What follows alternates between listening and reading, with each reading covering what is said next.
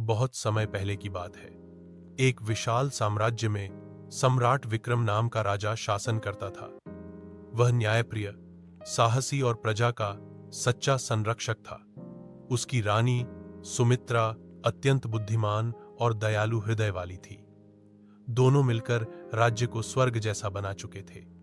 महल में वैभव की कोई कमी न थी, लेकिन उनके जीवन में एक कमी जरूर थी, उनके कोई संतान नहीं थी। सम्राट और रानी ने कई मंदिरों में पूजा की, शिव मुनियों से आशीर्वाद लिया, किंतु वर्षों तक उन्हें संतान सुख नहीं मिला। धीरे धीरे यह बात राज्य में चर्चा का विषय बन गई। शत्रु राज्य भी यही सोचने लगे कि बिना उत्तराधिकारी का साम्राज्य कभी भी डगमगा सकता है।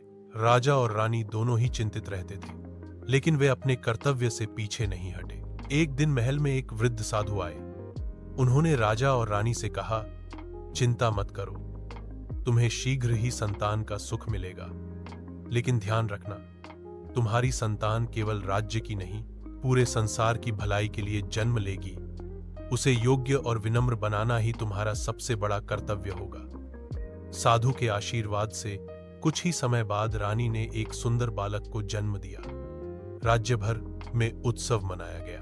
बालक का नाम अर्जुन रखा गया। वह बचपन से ही असाधारण था।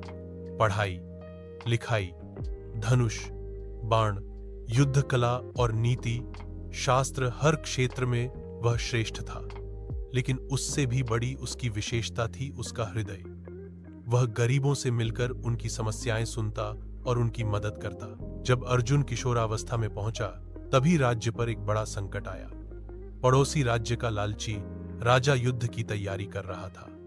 उसके सैनिक सीमाओं पर हमला करने लगे। प्रजा भयभीत थी।